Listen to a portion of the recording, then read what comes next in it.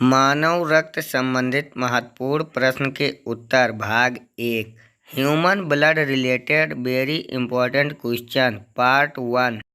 पहला प्रश्न, संवहनीय संयोजी ऊतक के बारे में आप क्या जानते हैं? लिखिए। उत्तर, संवहनीय संयोजी ऊतक वैस्कुलर कनेक्टिव टिश्यू।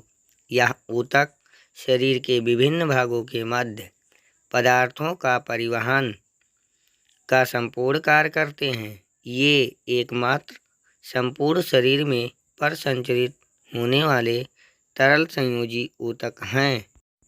इस ऊतक का आधार पदार्थ प्लाज्मा नामक तरल पदार्थ होता है, जो तंतु रहित होता है, अर्थात इसमें तंतु नहीं होते हैं।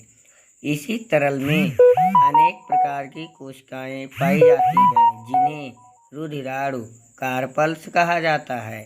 इस प्लाज्मा का निर्माण रुधिराणुओं द्वारा नहीं किया जा सकता है। संवहन ऊतक निम्न दो प्रकार के होते हैं। पहला ब्लड अर्थात रुधिर और दूसरा लिम्फ अर्थात लसिका।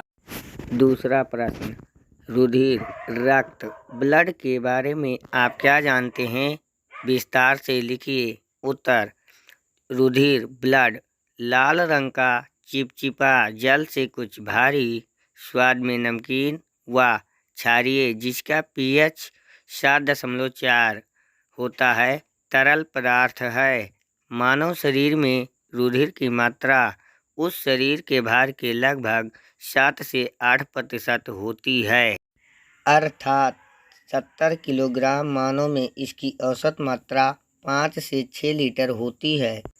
रुधिर की कोशिकाओं में विभाजन अर्थात डिवीजन नहीं होता है। रुधिर के निर्माण की प्रक्रिया रुधिरोत्पत्ति हेमोपोइसिस कहलाती है, जो लाल अस्थिमज्जा में होती है। रुधिर को दो भागों में बांटा जा सकता है। पहला, इसका तरल भाग अर्थात लिक्विड, जिसे प्लाज्मा कहते हैं। दूसरा, ठोस या कणिकीय भाग, जिसे रुधिराणु कार्पल्स कहते हैं। रुधिर के अध्ययन को क्या कहा जाता है? उत्तर, रुधिर के अध्ययन को हेमेटोलॉजी कहा जाता है।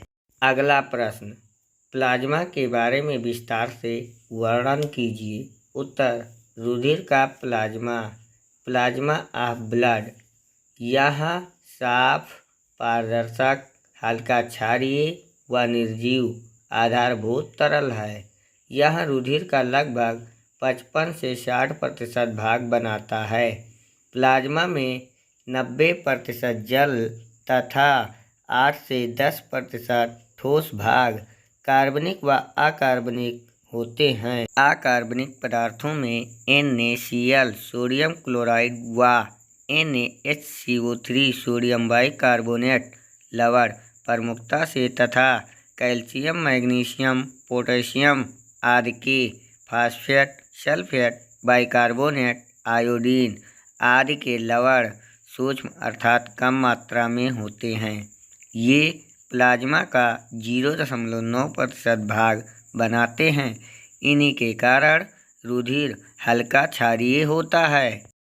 अगला प्रश्न, प्लाज्मा प्रोटीन क्या होती हैं? लिखिए। उत्तर, प्लाज्मा के कार्बनिक पदार्थों में अनेक घटक सम्मिलित होते हैं, जो निम्न हैं। ए, प्लाज्मा प्रोटीन। इनकी मात्रा 7 से 8% पाई जाती है या होती है। प्लाज्मा की प्रमुख प्रोटीन एल्बुमिन, ग्लोब्यूलिन, प्रोथ्रोम्बिन व फाइब्रिनोजन हैं। अगला प्रश्न, एल्बुमिन के बारे में संक्षिप्त टिप्पणी लिखिए। उत्तर, एल्बुमिन इसका संश्लेषण यकृत में होता है, अर्थात यह यकृत में बनती है तथा यह सबसे छोटी प्लाज्मा प्रोटीन है। यह सर्वाधिक मात्रा में पाई जाती है। यह रुधिर के प्रसरणी दाब को बनाए रखती है। कई पदार्थों का संवहन हार्मोन करती है। ग्लोब्यूलिन प्रोटीन के बारे में विस्तार से लिखिए। उत्तर, ग्लोब्यूलिन इसका संश्लेषण यकृत व लसिका अंगों में होता है। रुधिर में एल्बुमिन व ग्लोब्यूलिन इन दोनों का अनुपात 2:1 होता है। यह शरीर में अनेक रसायनों के परिवहन के साथ साथ जीवाणु, विषाणु व उनके द्वारा स्रावित विष पदार्थों को नष्ट करती हैं। अतः इन्हें प्रतिरक्षी एंटीबॉडी प्रोटीन भी कहा गया है।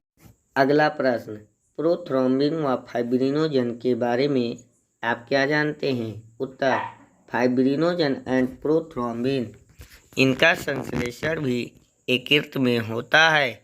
इनका प्रमुख कार्य रुधिर के थक्के का निर्माण करना है। प्रश्न, हिपेरिन के बारे में आप क्या जानते हैं? उत्तर, प्रतिस्कंदक एंटीकोगुलेंट, संयोजी ऊतक की मास्ट कोशिकाओं द्वारा एक म्यूकोपॉलीसैकेराइड का स्रावण किया जाता है जिसे हिपेरिन कहते हैं। यहाँ रुधिर वाहिनियों में बहते हुए रुधिर के स्कंदन को रोकता है।